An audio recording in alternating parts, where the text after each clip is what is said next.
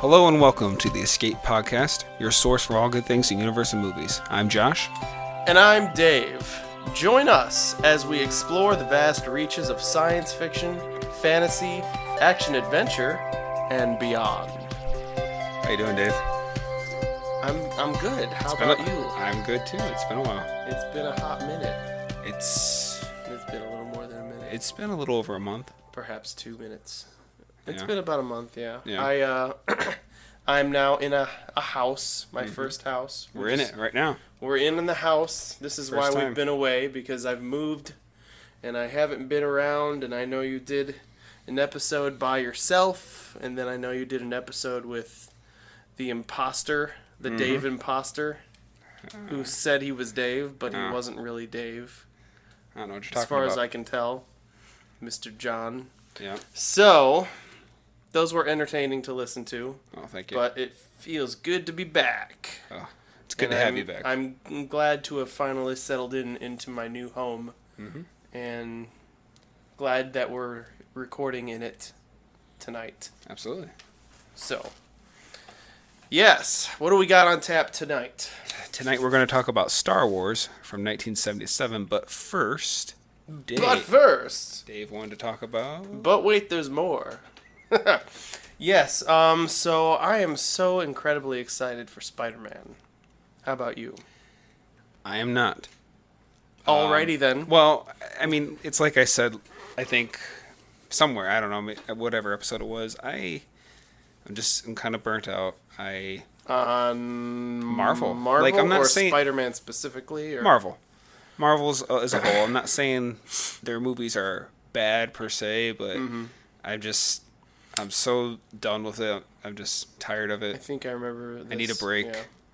I finally saw Captain America 3 Civil War. Civil War, and it was just okay.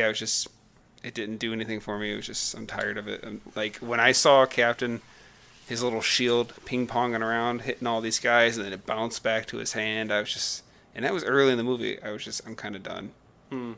Like in the beginning sequence. I'm not saying I'll never see one of their movies again, but I just want to take a break. Well, I don't know. I guess I'm just the opposite, really. Yeah, that's fine. Like, I saw Civil War, and I feel like Civil War was probably the best Marvel movie to date, Okay. in my opinion. And it got me excited for more. I mean, I feel like, I don't know, maybe it's just because I'm such a loyalist. I don't know. Like, I am a straight hardcore loyalist when it comes to Marvel movies and Yeah. DC movies. Really, any comic book movies that are good. Okay. Like, you will not find me being a loyalist to something like the Joel Schumacher Batman movies, because they are terrible. I did see But Batman vs Superman. yes, I saw that one Yes. as well. and I feel like those movies are, the DC movies nowadays are different from the Marvel movies, obviously, and the DC movies get a lot of flack for not being more like Marvel movies, and they get like a bad rep for being too dark, but I don't know, I kind of like the contrast. They're still, set enough in the real world, but with the fantastic, belief, suspend your belief for, an hour, 2 hours or whatever, but it still feels like it's set within the confines of the real world. So, but I don't know, I'm glad Marvel is doing what they're doing, and I'm glad DC is doing what they're doing. Aside from the fact that I saw Suicide Squad. Oh, how was that and without spoiling? You didn't see it? I did not see that one. It was meh. Okay. I mean, Which is pretty much what I've heard from you. meh. MEH. Okay. I can't. I mean, okay. I will tell you this: Batman's in the movie. He shows up. I knew that. I knew that he had a small yeah. part in it. That's probably the best part of the movie is Okay. when Batman shows up, because oh dang, it's Batman. But then the movie goes back to being not Batman. Okay. And there's some really weird, like, I don't know, there's some really strange storytelling devices in Suicide Squad that I'm not really even sure. Like, they seem not thought out. Like, there's this scene where the one guy, I don't remember his name now, but he's telling the squad about Katana on the back of an aircraft. And he's like saying, "Everyone, this is Katana. I'd advise not being killed by her. Okay. Her sword steals the souls of its victims, or traps the souls of its victims. Like, so if you're killed by her sword, your soul will be so trapped." literally, or is he? Like he's saying this to everyone. Like, this is like a thinly veiled. See, and what's funny is you just said how the DC movies have a little more bit of realism to them. Yeah. And then you're talking about somebody whose sword can trap its victims. Well, I mean, it's set in the real world, but I'm not saying it's more realistic. I think there's a difference. Well, isn't Marvel set in the real world? Yeah, well, I mean, yeah, but it's, there's crazy, fantastic things in the Marvel movies too. True. But I'm just saying, it's set in a world where it's supposed to be the real world, but with these crazy things in it. Okay.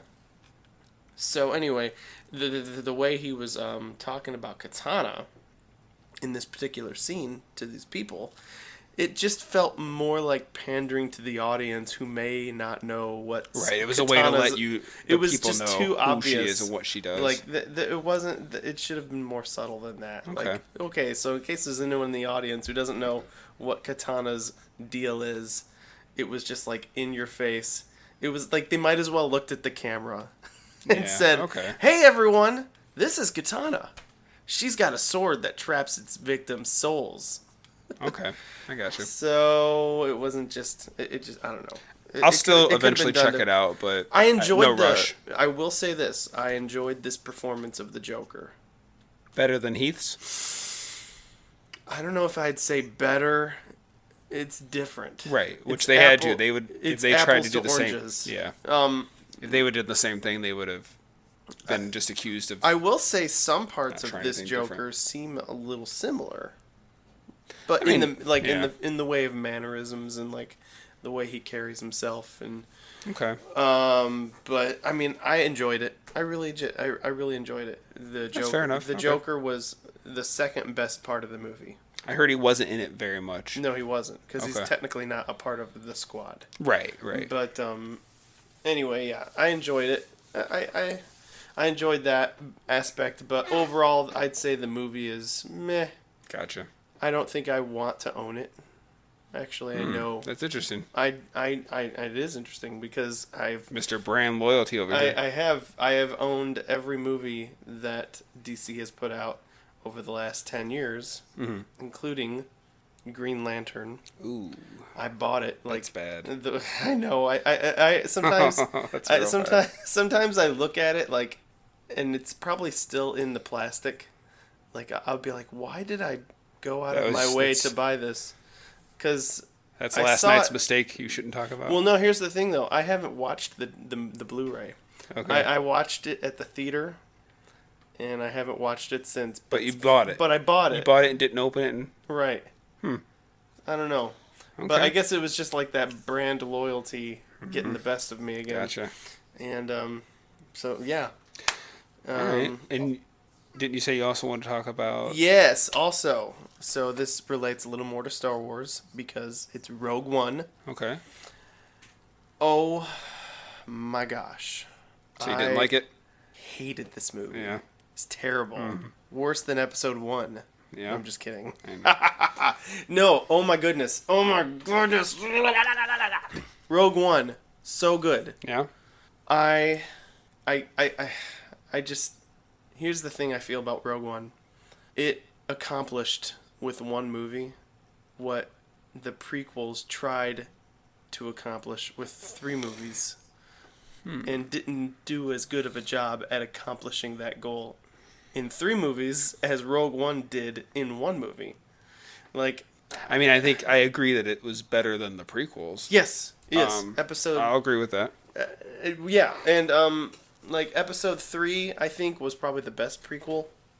Yeah, But which is I mean, like, it's still not that great of a movie, but this movie, Rogue One, or as I like to call it, Episode 3.5, was way better. I mean, oh my goodness. I walked away from that theater. Now, I've only seen it one time so far, but I walked out of that theater thinking to myself, this changes things.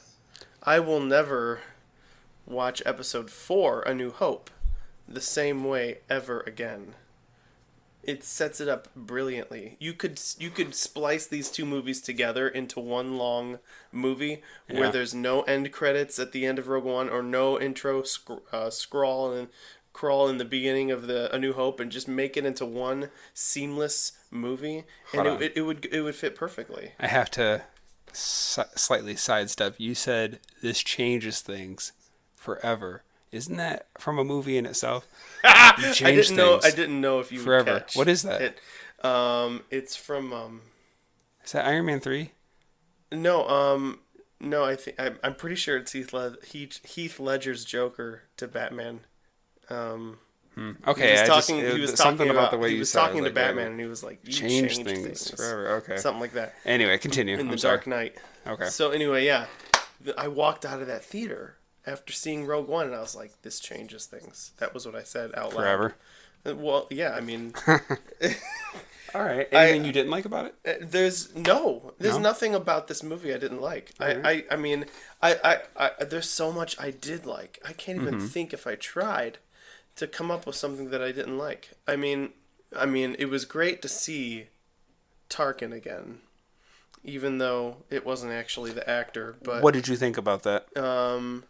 I guess it's been out long enough. We can talk about it freely. Yeah. So Tarkin's in the movie, and his family gave the movie producers permission but what do to you use his what do you think likeness. about how it looked? I thought it was good enough. I mean, you can still tell Yeah. that it's, not really his face. And I saw some behind the scenes features of, they had a guy who looked like a similar build. Yeah, and there was a real guy standing there. And they had just like a thing on his face to capture his facial movements and motion capture. Yeah. All that stuff. And then they just replaced it with Tarkin's face. I thought it looked good if it was a video game. It would be a good looking video game character. But I felt, although it looks probably better than anything yet, it's still apparent to me at least. Yeah. It wasn't a real guy. It is. I think, it's obvious, just like it's obvious that if you're looking at a CG alien. Yeah. But, it doesn't really take me out of the movie any more than a obvious CG Did you know they used 2 deleted scenes from the original Star Wars of 2 various pilots and just inserted them in there? No, I heard they did that. Yeah. But I wasn't sure which scenes were the deleted scenes. I can't remember if it was like, were they like this when is they Red showed the 7 rogue, or something. They were showing the rogue when they were flying around the planet. Like the red leaders and I can't remember which specific 2 guys, but basically there are 2 guys that you see in the original movie. Yeah, because they would be there at that time. And they just literally took deleted scenes of those 2 guys and just put them in there. Yes, and then of course, while we're talking about Tarkin's facial replacement to look like the original actor. Yeah.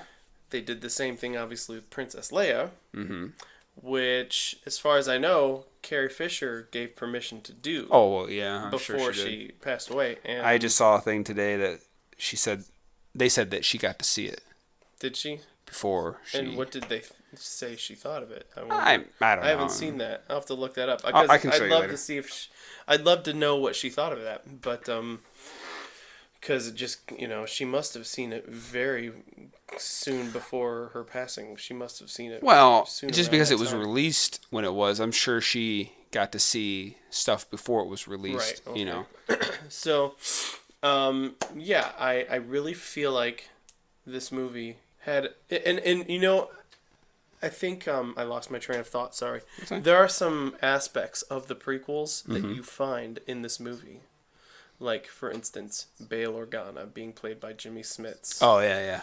And, I think there was some other things that they were... he mentioned the Clone Wars, and there were some other things that were from the prequels. I think they were just mentions, really. They were honorary mentions. I don't think they showed anything from the prequels. Not that I need to see it again. They did show that hot lava planet where Anakin and Mustafar, Obi-Wan, I believe it's called. that was where Darth Vader was when he was in his Yeah. vat of liquid in that Yeah. scene. The bathtub tank.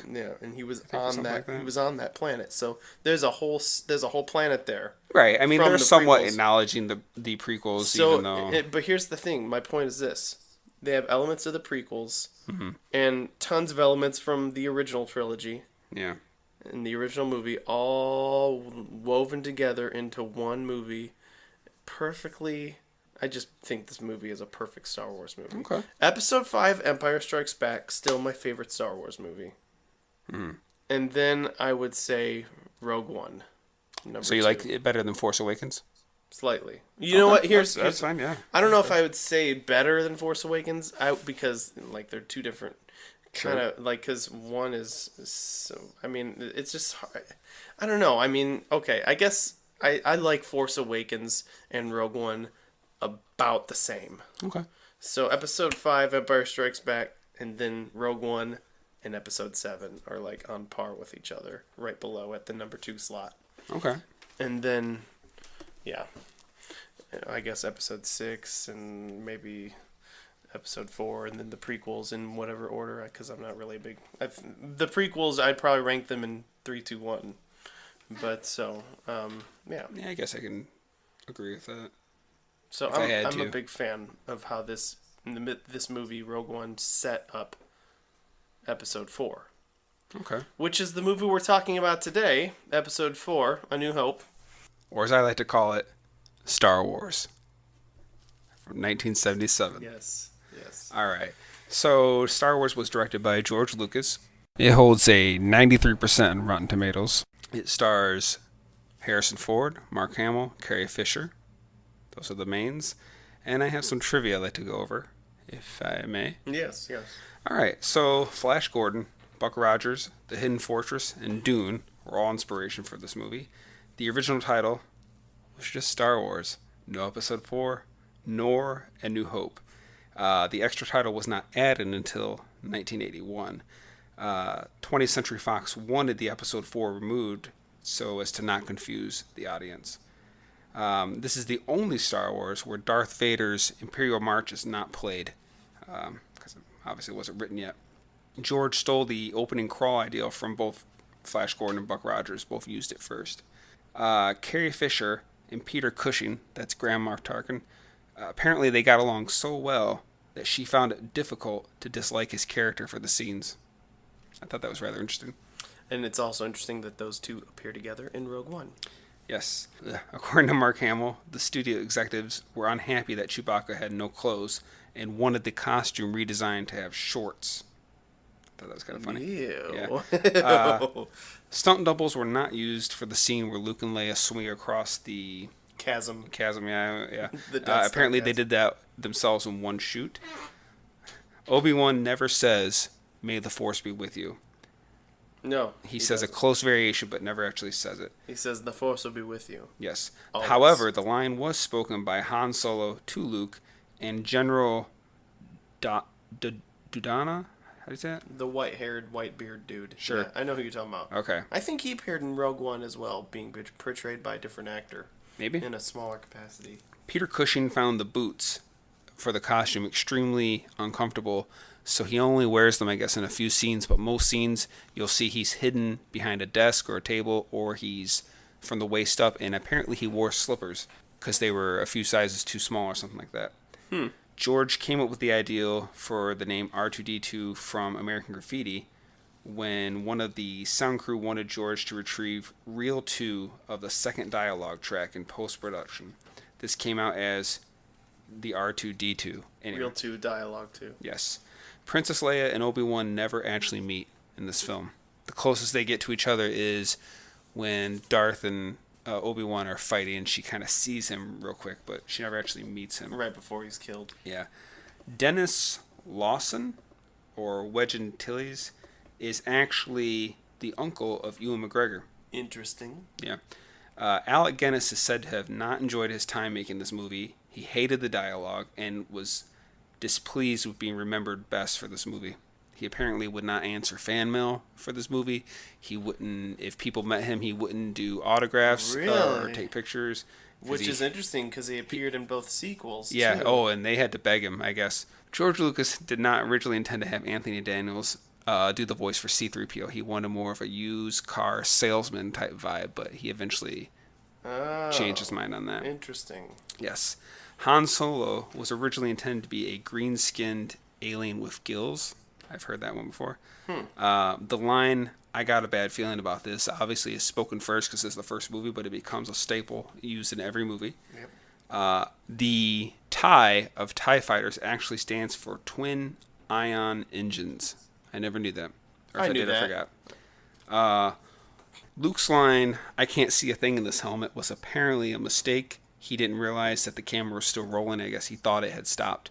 And that was really him just talking to Harrison Ford. But they thought it was funny and kept it. Really? Yeah, that's what I've That's heard. Funny. James Earl Jones did not want to be credited for fear of being typecast. So he is uncredited for the voice. Obviously, R2-D2 and C-3PO are in every movie. Starting they from must have added James Earl Jones credits for to the credits. many special editions, yes. Well, because I know he's on the Blu-ray credits. Yeah, but originally. Right. And my last one is most of the English actors, especially the extras, apparently thought this was ridiculous. Like during the time. So, that's my trivia. Most of the English actors, too. From what I heard, this may or may not be true, but I heard a long time ago that the English actors were primarily, for the most part, overdubbed to sound American. Oh, really? Yeah, but not all of them, but most of them were. So I don't know what's up with that. If that's true, I'm not sure why that would be. All right. Anyway. Well, would you like to start us off with your thoughts? Well, I've got some ideas and some thoughts. And let's try to stay on this movie as much as possible. Yes, I know. This is It's really hard to do that because this movie is so interconnected to all the other sequels and prequels and everything and facts. And well, a little background information for anyone that might be listening. This is actually our second attempt at this episode.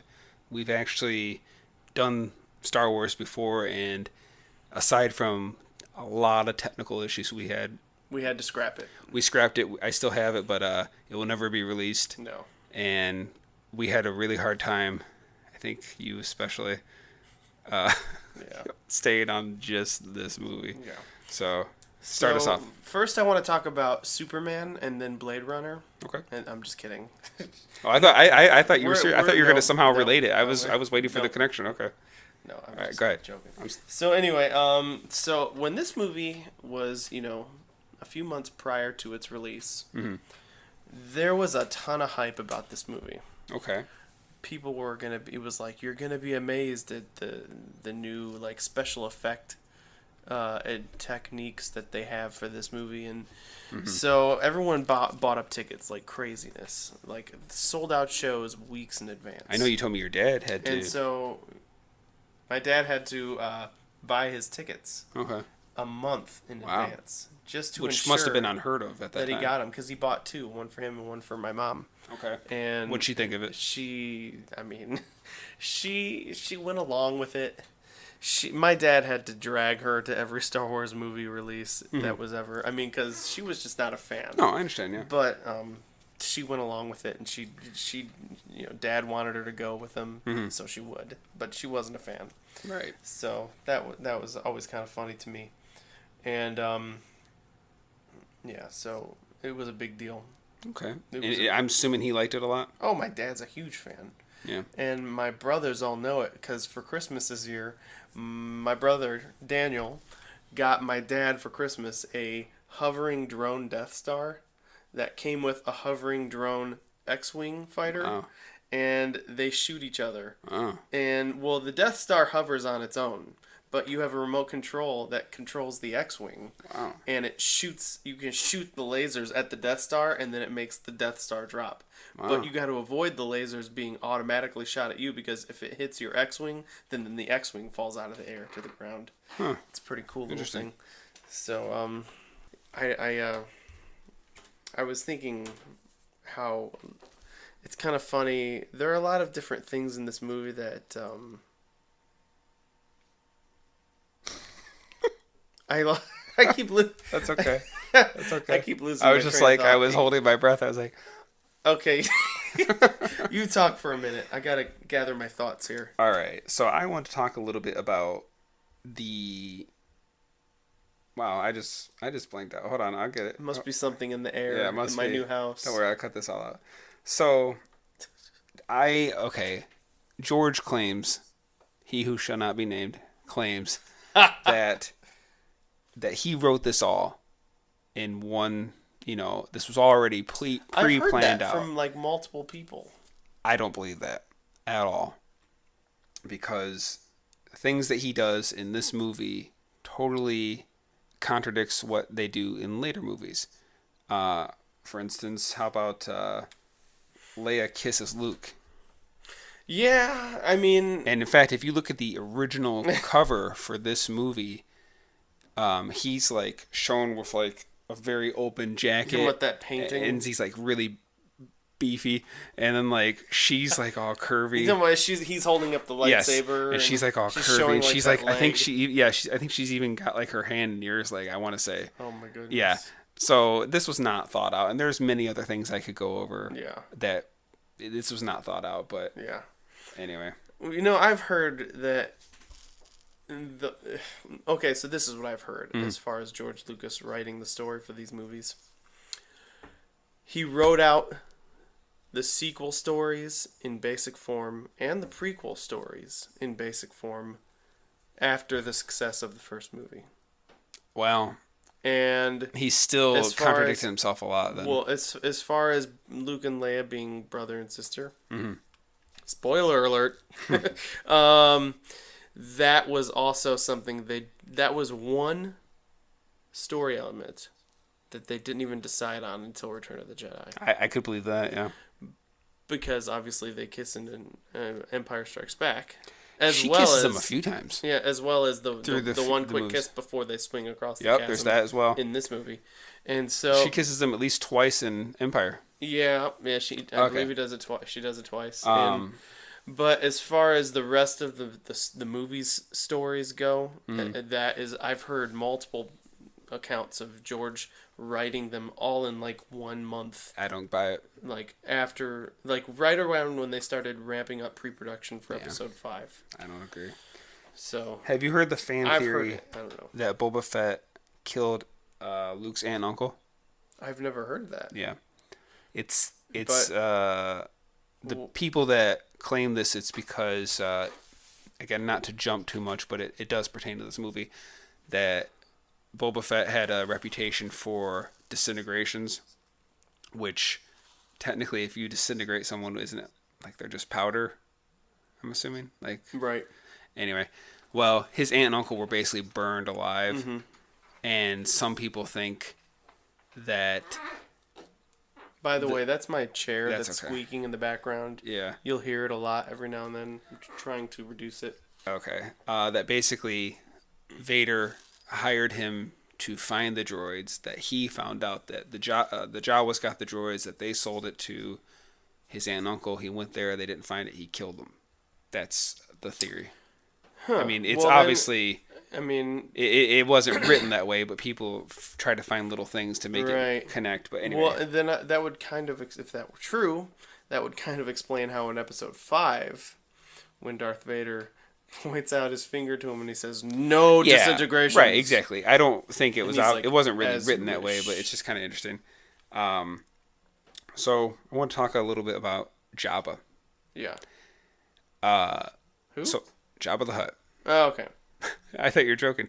So Jabba obviously was not in this movie originally. Right. It was a deleted scene. There was a scene shot with a guy. And basically the intention was to put a stop motion creature over that shot. Yes. It didn't work out, so they scrapped it. Yes. In 97 for the special edition, he pulled that scene out and added this really crappy CGI Jabba. Yes. And then a couple... It looks good for the time. I guess. But they made it look even better. On Well, the okay, yeah, they did 2004 fix DVD. it up and it's better, but I wouldn't say it's great. But that's not the point. Okay. So basically, I think Jabba should not be in this movie at all. And the reason, Really? yes, and the reason is because I feel it spoils the, I guess, unveil of him. Okay, if you look at this movie, he is mentioned at least twice. When they hire him, he says, when Luke and, I guess I should say who I'm talking about, when Luke and Ben hire Han Solo to fly them to Alderaan, he says, this You've been could, talking about at the Cantina. Yeah, he says, this could really save my neck or something, whatever, because I owe Jabba Yeah. money. Okay, you hear about him.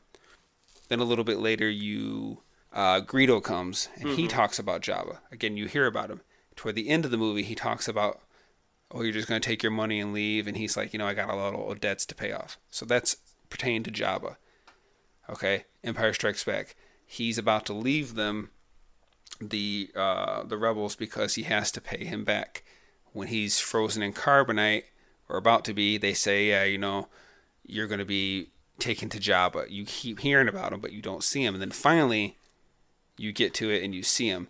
And the fact that they added him back into this totally ruins the big unveil. Because when I saw these movies for the first time, was on a video, it was like when I finally got to it, I thought, wow, that's really different and cool and exciting.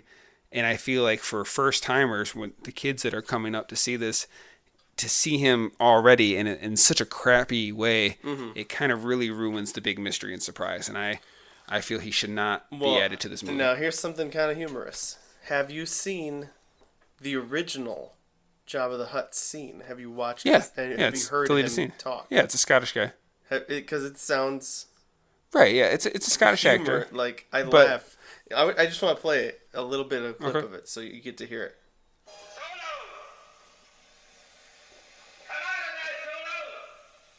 That's Jabba. Jabba Yeah. the Hutt. Here, Jabba. Been waiting for you. Have you not? You didn't think I was gonna run, did you? Yeah, I mean, There are times you just... it is what it is, but Listen Why to haven't you paid me? Why did you have to fry poor Greedo like that? After all we've been through together. Look, Jabba. you got something against Scottish people? Come see yourself. It's just not as threatening as Jabba the Hutt that we Yeah. know him as today. Yeah, I mean, they might have done something with the voice. I mean, do you realize... Smuggled for me. Okay. Consignment at the first sign of an Imperial Star. All right. It's not good business. Okay, thank you, Dave. It's so good. I mean, you realize So good. Peter Mayhew was speaking Chewbacca's lines? No. Yeah. No, I mean, I didn't know that. Yeah, because basically, if he was just... Because when you The saw actor his was just mouth going- open, yeah, he was it'd just speaking go, lines. "Arr!" Yeah, the sound was added later. Yeah, but why? If he's speaking lines, why wouldn't his mouth be moving more frequently? I can't answer that. I just know you can watch the video where he's speaking lines. Because when he speaks, Han can react to it. And if he was just always opening his mouth and saying nothing, Right. Harrison Ford may not... It helps him to, know where he's at. So, yeah, he's speaking lines. That's great. I'll show you that after. I'll have to check that out. All right. It's pretty cool. So, I'll let you speak next. Yeah. So let me gather my thoughts. I've been gathering my thoughts a lot tonight and haven't really finished doing it yet. Let's see. The scene where they're out in the desert and it's when Luke first thinks that there might be something nearby, the sand people. Yeah. I think it's so funny how he's like, oh no, sand people. Like, it's really bad. But then he's like, turns around, let's go have a look. Why? Because he sounds so like intimidated. Like, if I was afraid of something that might be nearby, I wouldn't say let's go have a look. I'd say let's go get back The home reason I'll disagree with that in point safety. is because he's a farmer. He was bored of his life. He wanted to join the academy. He wants adventure.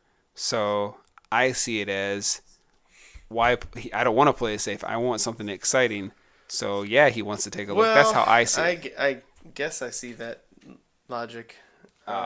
Yeah. I never understood the scene where they bring in like the big floating ball into Leia's cell block. What it's like so they just need the needle I would think. I mean, they've got this floating ball of I call it the floating ball of torture. Yeah. With a hypodermic needle attached to the front of it. Seems like someone could just be like one of the people there holding something. Probably, but I just think that was just a way to have... It'd be more intimidating. Well, that, and just to have, I guess, a cool effect for 77, just to have this thing floating around. You know, it just... I don't know. I think it was just something just to make it look cool. That's how I would think about it.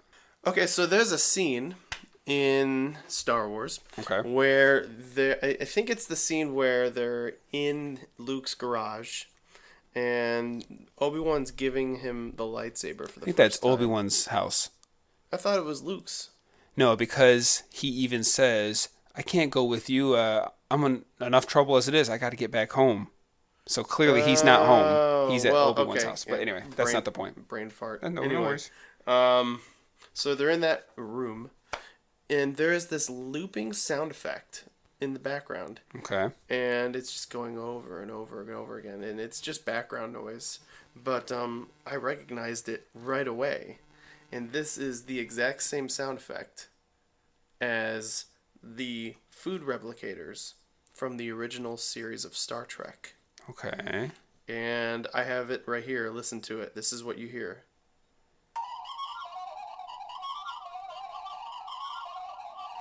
I recognize that from Star Trek, but I do not recall it being in Star Wars. Yeah, it's very hard to notice. You'll have to point it out to me. Yeah. While you talk, I'll find it on YouTube, and you can hear the audio.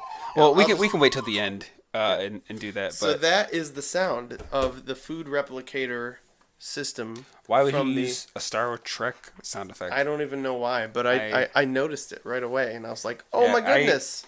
You told me this before. Yeah. And like I said, I didn't notice it in that scene, but at the end when we're done, I'll let you pull it up and show it to me. Yeah, it's definitely during the scene where he gives the lightsaber to him for the first time. Okay. And it's really kind of toned down, and I think it might be slowed down a little bit. Okay. I'll let you show me. I just don't remember this. It's there.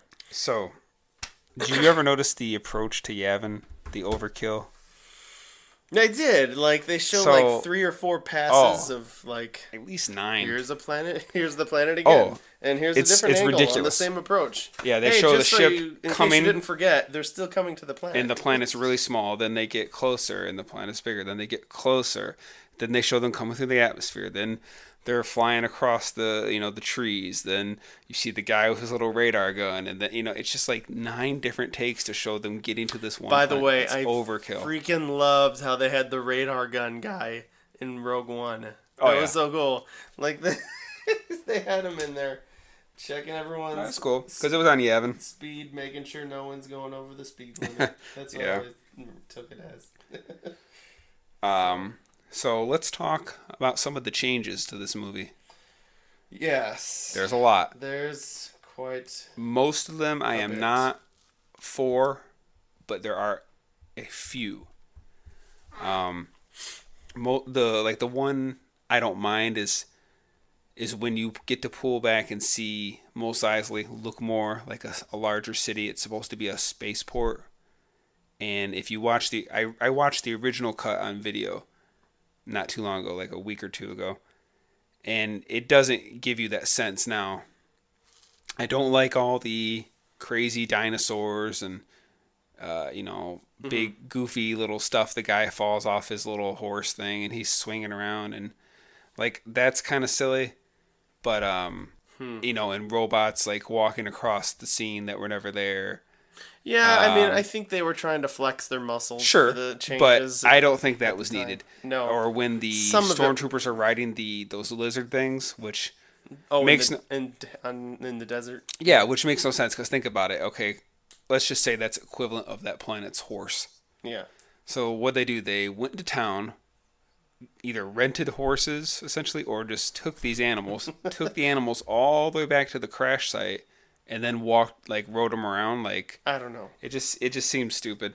So the only other scene that I can really think of is when the Millennium Falcon lifts up out of its docking bay and takes off. I always loved that scene. It's a You beautiful know, I like shot. that scene. Looks awesome. And then little Star Trek knowledge here. So in Star Trek 6, The Undiscovered Country, it was called the Praxis effect because in that movie, this moon called Praxis explodes and it has this shockwave ring. That was the first time ILM did that. And they called that effect the Praxis effect. When Lucas wanted to redo these movies, he added the wanted Praxis something like effect that. Yeah. to both Death Stars. And the Alderaan explosion. did he with that? Okay. When Yeah. Death Star destroyed So basically, Alderaan. yeah. So the Star Trek's Praxis effect is used in Yeah. the redo of Star Wars. And yeah, it does look probably a little more grander. Yeah. I don't mind it. It's not like I'm in love with it, but like it Well, you know, guess it here's does the look a little thing. better. I don't really like the fact that Alderaan got the Praxis effect as well. Because I'd have to see that. I don't remember. I It's been a while really since I've just- seen the special edition. I kind of like just the fact that, okay, so the Death Star blows up. There's a shockwave ring that comes out from the first Death Star as well as the second Death Star. Mm-hmm. I could see why that would be a consistent, thing because it's the same kind of structure going through a same kind of, catastrophic event Okay. with similar working parts inside. So I would think whatever would cause that in the first Death Star would probably be present. You don't think that would enough- happen for a planet though, getting destroyed? but if it is gonna happen, I don't know why it would look exactly the same, because the planet and a Death Star, two different things. Obviously, they're both big round spheres, I guess. But other than that, they're really not really that much alike, and one's extremely larger than the other one. So I don't know why they would look the same when they explode, but. Yeah, I don't know. Obviously, there's the who shot first, Han or Greedo, Right. There's that. which whole has thing. been changed a few times. And, the big argument I've heard is you just kind of met Han Solo, so it kind of ruins his reputation for us. Like, basically, he's supposed to be this, I don't care, I'm just going to do what I got to do. Because Greedo was trying to steal his money, essentially, in that scene. Greedo was sent by Jabba to find him, but then when he found him, he was basically saying, if you give me the money that you owe to Jabba, I'll basically pretend I never found you. Right. And then Han would have to start all over again, saving money for Jabba. So he was basically trying to steal his money, and so he just killed him. It was very Indiana Jones, even though Indiana Jones wasn't out yet. And I could see now the argument that he should have just shot first. Like Like the original version. yeah. It shouldn't have been this nearly the same time, or Greedo shoots first and his head magically shifts and, all that stupid stuff. Yeah, I guess they just didn't want to make Han to be out like this cold-blooded killer type deal. Like, Okay, if he's but they're gonna shoot killing someone, it's gonna stormtroopers. be, like, in defense. Like, in self-defense. He had a gun to him, though. And he kills stormtroopers. I mean, they're bad guys. Greedo's a bad guy. I mean, what's the I difference? see. I mean, I don't know why. Anyway, but, yeah. okay.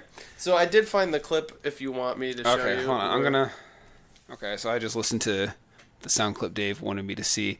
It does sound like it, I admit. However, I never noticed it in the video The VHS that I version. watched just recently. I didn't notice it.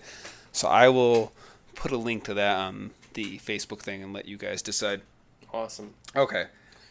So I always thought, by the way, you were talking about the Greedo scene. Yes. And I always thought it was kind of funny because when Greedo falls over at the table, Yeah. it kind of sounds like he fell into like a vat of cooking oil or something. Because you suddenly hear like this sizzling, like as if like it's like I don't know, Like it's bacon? Yeah, like bacon or like a more like a frying pan of like something in the frying pan. Maybe that's what they used. I don't know, like, it's supposed to, I guess, give the effect that his body was just, like, ravaged by Han Solo's gun. But when he falls over into the table, it's just, like, that's No, what you I feel hear. it. It sounds like cooking oil bubbling or something. So, So I know, trying to stay somewhat on point with this movie, but since this directly relates to this movie, I'll bring it up. So Rogue One does kind of So for years, obviously, people have talked about how stupid is the Death Star, or the people who made the Death Star, for putting this exhaust port. My defense Little was did they know. right. Well, my defense for that was, well, if you plug up your muffler on your car, you can't, like if exhaust has to escape, there has to be some kind of port for it to get out. Like, you can't just plug Right. things up that are meant to serve a purpose. However, Rogue One went a step further and basically, well, I don't think it was so much the port as much as the fact that the port led to the main reactor. I think that's what he sabotaged. Mm-hmm. So, Yeah. I mean, the port probably He would have gave still the- been there. He gave a Death Star a hidden kill switch, Yes. basically. So that is kind of interesting now to... Because he didn't really... Right, he was forced into Yeah. it. No pun intended. And he hated the But- Empire. But it's just kind of interesting now. So if you watch that movie thinking about that basically that Another was reason an why- intentional... Yeah. This is another And reason I like that. That's cool. why I'll never watch Episode 4 the same way again because of Rogue One. And that's one of those things. Like, now, when I watch Episode 4... Mm-hmm. And they'll be talking about, there's this one exhaust port, and we gotta fire our weapons down it. My brain will start thinking of Rogue One when that was all talked about being done on purpose and hidden underneath the nose of the Empire without them even knowing about it. It's It's funny to me, though, there was a whole team of them that none of the other guys said something about it. Because remember, there was a whole team of, what do you call them? Not scientists, but engineers. Yeah. Engineers working on it. There's a whole team of engineers on it, and none of them was like, wait a minute, this port leads to the main reactor. Mm-hmm. I don't know. Yeah. Anyway, whatevs. Put too much thought into it, probably. Well, What's your next point? my next point is, the scene where Leia is talking with Grand Moff Tarkin, and which sometimes I want to say Grand Moff Tarkin. Okay. I always get the R confused. I always thought it was kind of weird how she suddenly had a English accent. I've heard people And talk about this It's before. like kind of switched into I- being an English actress. Well, I think probably what it is I'm assuming she didn't just choose to do that. I'm sure the director, in this case, he who should not be named, told her to do it. And then probably what happens is they shot different takes of it. And then when suppose they I could- edited it, it just ended up that they probably ended up taking a certain reaction from this take, a certain, you know what I mean? I see what you're so when you saying. put it together, it sounds like she's switching accents, Yeah. I suppose I could probably YouTube or Google it and find there's probably some actual explanation for it given by, Carrie Fisher or George Lucas or someone. I think like, I on the really do record. think it's as simple as that. That she was directed to do so, and then when they for whatever reason she was, and then they probably dropped it for the next take or whatever. Or, No, but like up to that point, she's been filming scenes with I don't know. an American accent. And I can't imagine George Lucas being like, "Hey, so for this scene, you're going to be English for this one scene, and then you'll switch back to being American for the rest of the movie." I don't know. I have nothing. I don't know. That was just my theory. I don't know. I could be wrong, but So anyway, yeah, it has been noticed and talked about before. I'll have to Google it. Google it up. It's kind of a funny contrast with how Han Solo's talking about simple tricks and nonsense in the Millennium Falcon, flying away from, or when they're flying in the Millennium Falcon, and Han's talking about how there's no magical force that controls my destiny. It's all a bunch of simple tricks and nonsense, and there's nothing more to life than what the eye can see and that sort of thing. And it's kind of a funny contrast. Fast forward to episode 7, The Force Awakens, and he's in the Millennium Falcon saying the exact opposite. Well, yeah. I mean, he had those It's so great. experience at that point too. I understand it. Yeah. I'm not saying it's bad. I'm saying it's good. I love that contrast. I love it so much. I just can't get enough of that. It's another reason why. One of the many things about what I love about Episode 7 so much is that type of character development is really interesting to me. I know I said this before, but I'll say it again. Nicholas Meyer, Yes. who did Star Trek 2 and 6, he talked about... As well as the new show coming out. Yes. He week. talked about how when you watch an episode or episodes of a show, you're getting a little bit of information about a character more and more, and it enriches that character as you go along. So like when you're on season 7 of a show, you know about all these little experiences this person went through all the other seasons, and it kind of enriches that. But he was saying how it can also work backwards. You can, watch something now knowing how, like something recent, how the character was, or ends up, I should say. And then if you go back and watch something of their earlier work featuring that character, since you now have the ability to see how this character has turned out, it enriches the backwards work of it, because you see, they're really underdeveloped now, but I know how they're going to turn out. So, you know what I mean? It kind of can work both ways. You can enrich forward and back. It's like retroactive appreciation. Yeah, because you get to see what kind of person they become, or what big, whatever, I thought that was kind of cool. You saw something about the scene where they're on the Falcon and they're approaching Alderaan after it's been destroyed. Mm-hmm. I always thought it was a little strange that they couldn't tell with the instruments on board that the planet was gone. Well, I mean, the way I see it is they were traveling at light speed, so you're probably not able to really scan much. You're moving so fast, I would think you don't have time to scan anything yet. And frankly, also, I think that's maybe a little too Star Trek. Star Really? Trek's little... I don't know, do they ever really talk about having sensors on things? Like where they can scan for life forms or scan for weapons or whatever? I don't recall too many... I'm not sure. Where they ever talk on Star Wars about... So you're saying, like, scan it in for Star Wars, yeah, when they're going at light speed, when they're using their hyperdrive, yeah. they're kind of blind during the use of it. Well, I just think, okay, you're moving so fast past things. How can, by the time I scan something here, I'm already past it? Yeah. So I don't see how you could. I don't know if that's how they thought about it, but that's just how I'm trying to explain it away. I don't know. But I always thought plus, that I mean, seems a lot of plausible that they'd be able to. I mean, don't the know. real answer is if they knew about it before they got there, you kind of ruined the big their reveal. big surprise. Yeah. Like what's going on here? Also, I will say it's the music of this movie is phenomenal, and specifically the throne room scene at the end, where when they're getting their medals. evil is vanquished. Let me try this again. This is on the Honest trailer. Evil is vanquished, and everyone gets a medal, Except Chewie. except Chewie. Hey, he got his. I remember it was the MTV Movie Awards or Music Awards or something. It was the year when the special editions came out. So 97. I thought it was 97. Yeah. Peter Mayhew Maybe it was 98 wore the after. Chewbacca costume and came out, and That's funny. they played the music, and Carrie Fisher gave him the medal. That's nice. So, yeah, I always really liked that throne room music scene, the music of that scene, Uh-huh.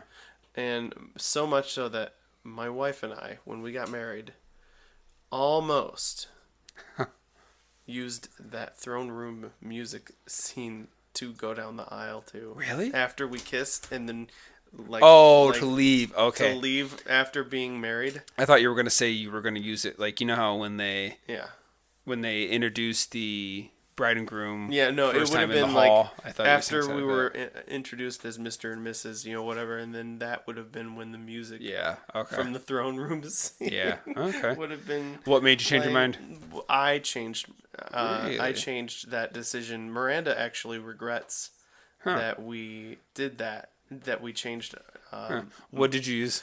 I don't remember. Song. I don't remember what we used, but we both kind of mutually regret having not used the Star Wars music because she wanted it more than me. That's funny. That's one of the things about her that I initially liked so much when I first met her. Yeah. Was that she was a huge Star Wars fan, and I was like, I need to get to know her. Yeah. So, and that is that. Well, I know we were trying to, and we did a good job this time, not really going too far off with other movies, but one of the things I want to talk about, and I know you do have some strong opinions on this, is I disagree with watching the movies in the so-called numerical order or how they're intended. Yes. And I have several reasons why. Yes. Okay, the audience should not be ahead of the characters. And if you watch these, as he who shall not be named wants them to be watched, you already Oh, you're know. talking about me, right? Yes. I want them Okay, it ruins so much stuff because you already know that Darth Vader is Luke's dad. It's no surprise when you get to Empire Strikes Back, he says, "No, I am your father." Well, I already knew that because I know that Darth Vader is really Anakin Skywalker, and I already know that Luke Skywalker. I mean, you know everything, and you know that Luke and Leia are siblings. You know all that stuff, and it just when Luke says in Return of the Jedi, "Tell me about your mother," because he really obviously wants to know about his mother. Well, I already know, sweetheart, that you don't know a thing about your mom. So it makes no sense. There's so many things, and I just don't agree with and I've never watched him in that order. I've never done it, and I refuse to do it. I guess you could say I'm of the opposite line of thought. I really actually enjoy watching these movies in chronological order. But do you see what I'm at least saying is for a newcomer that's never seen these movies before, well, there's no big surprise. No, I am your father. Well, again, right. You already know that. And to me also, I think it's more interesting. It's better storytelling to just have this mysterious guy. Mm-hmm. He's evil. He's wearing this suit. I don't know anything about him. And find out as you go who he is and what happened. Then if the prequels were actually good, go back and find out how he got there. I think it's so much more interesting. Yeah.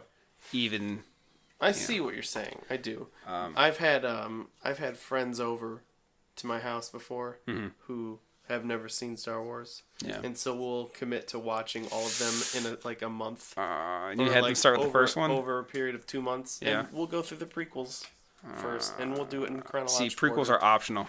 I have a friend who she had never seen them. Her husband, she kind of got interested because of The Force Awakens to finally watch them. Yeah. And he had her watch just the original 3 and nothing else. And I think that's just fine.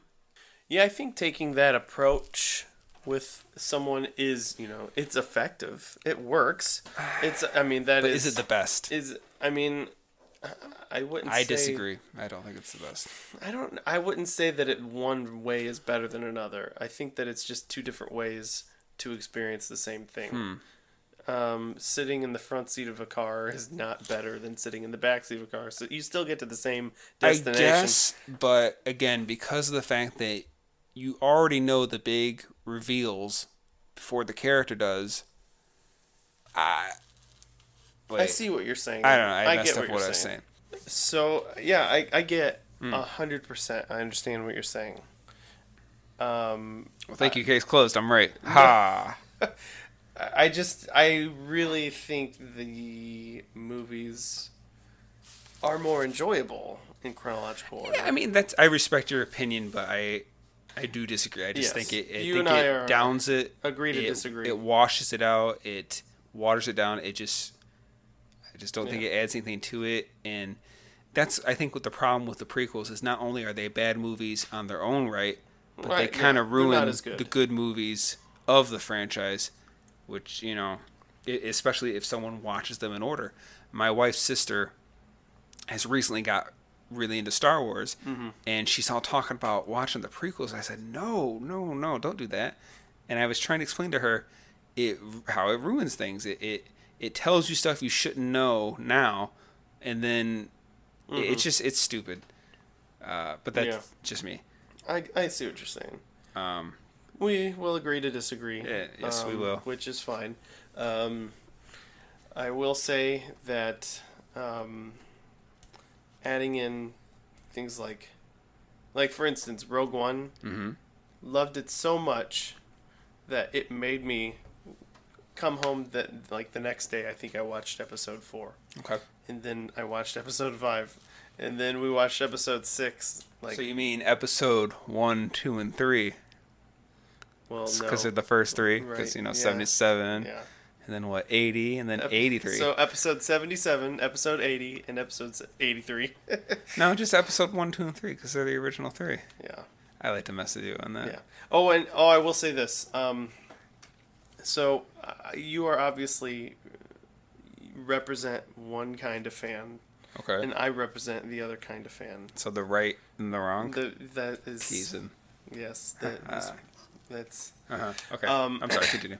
so there are fans. I think there are two types of Star Wars fans. Okay. There are fans like you who are purists and will not watch them in chronological order, and the prequels are irrelevant and not even important enough to even, you probably don't even care if you didn't own them. There has been moments where I've questioned, why do I have these things? Yeah, Where did they come exactly. from? How did I get them? And don't like pretty much the majority of the changes that were made to the originals. Well, Yeah. yeah. In this movie, there's, like I said, there's a few shots. Yeah. A few things I think actually did make it a little bit better. But for the most part, most of them, I specifically Jabba. I represent the other type of Star Wars fan, Okay. where I love watching them in chronological order. I love all the changes that were made. Mm-hmm. And I know that makes me extremely domesticated in my fanaticism for these movies, but I guess that's just how I am. Just curious, where does your wife stand on this? She's like in the middle. Okay. She likes the prequels, Okay. but she also is not a fan of like she in Return of the Jedi. Mm-hmm. When we watch Return of the Jedi, every time we watch it, she'll say at the end, I miss the old song. At the end, with a big celebration. I actually don't mind that new song. I don't it. like the Ewoks. No, I don't like the Ewoks either. But the old song, it was like, I don't know. Yum nub. Dum dum bum bum bum. Yeah. Dum dum dum dum dum dum. See, I thought it was kind of cool that they actually show various other places in the universe and how they're celebrating. Those were great changes. And I think the music kind of helps that same. Yeah, I completely agree. And so that's a change that I love, but, she does not like it. She likes the original Return of the Jedi ending. But she also loves the prequels. And Loves them not as much as she loves the originals. Mm-hmm. She is when I first met her, she was like obsessed with Ewan McGregor. So that helped, it was like a big thing for her back in those days. So of course she also loved the Star Wars movies that he was in. She actually watched the original trilogy. Mm-hmm.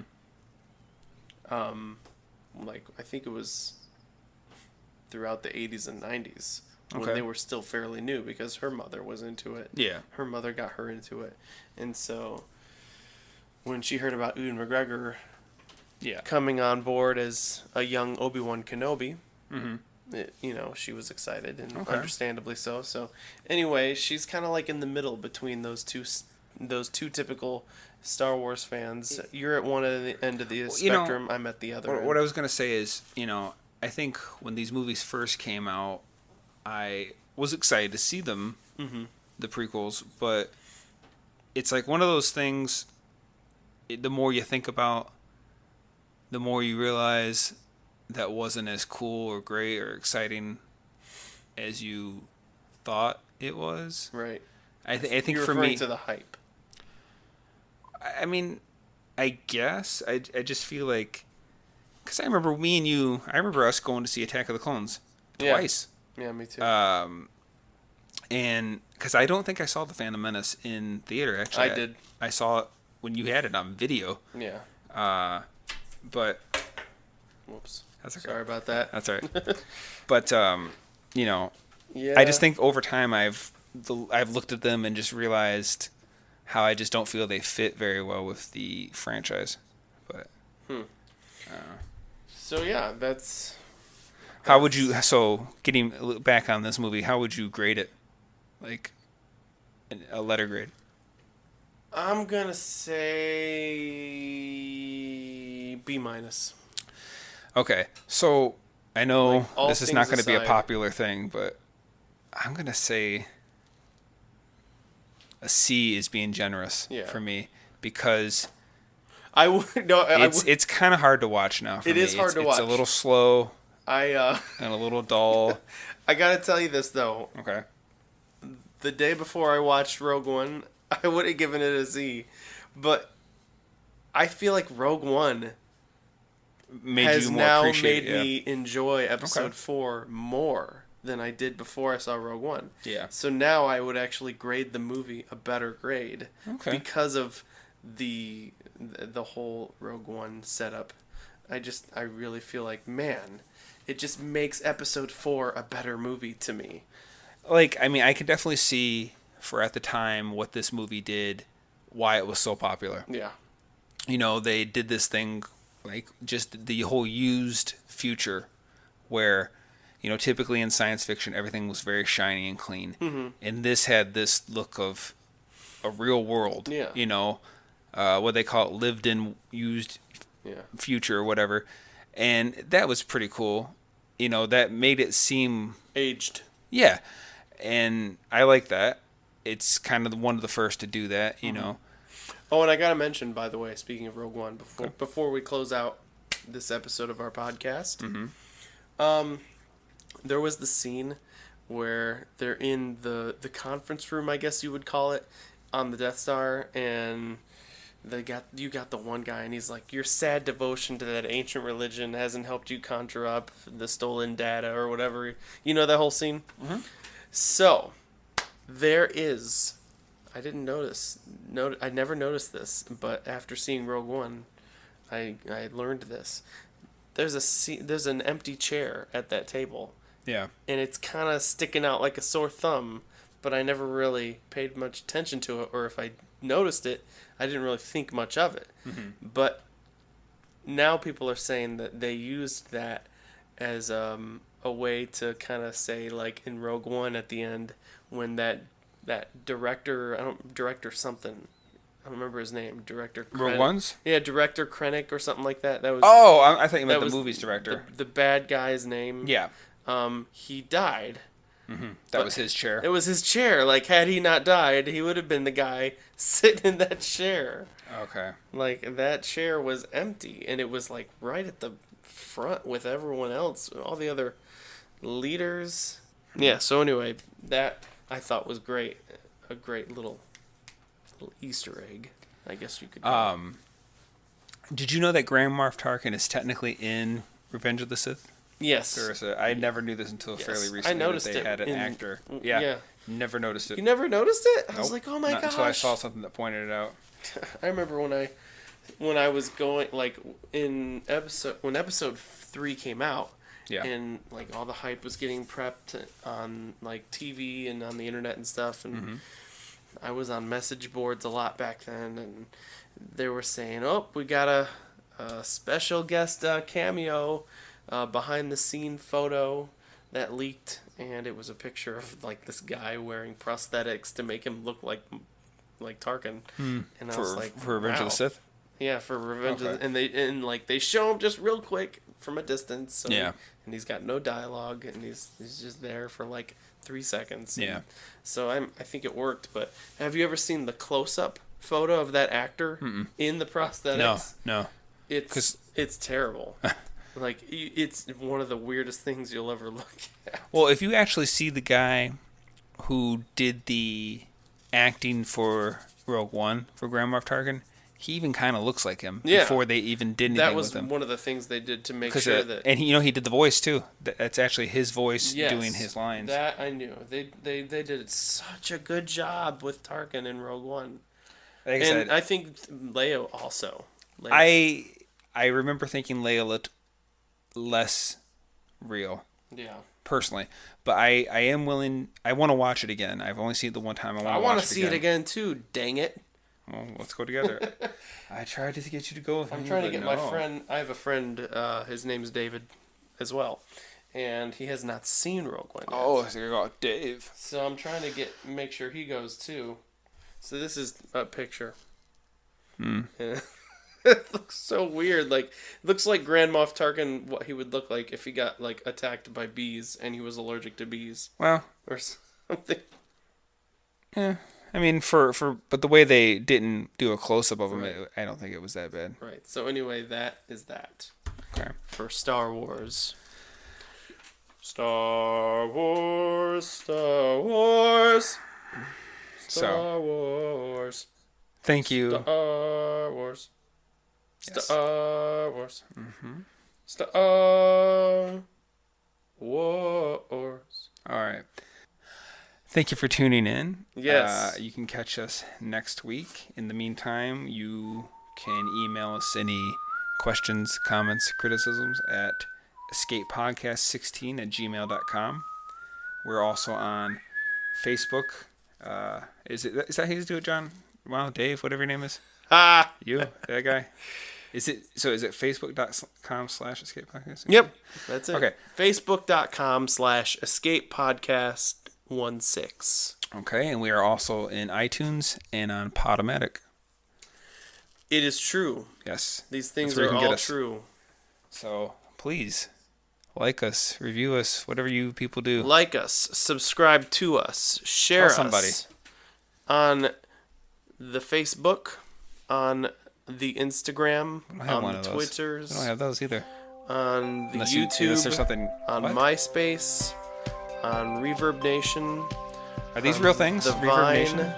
No, well, but I'm just, Okay. I don't think so. Some of Okay. those things don't exist anymore. But yeah, All or right. maybe they do. Just they're not as popular anymore. All right. So yeah, if you like what you hear, subscribe and Like, review, like it. and share.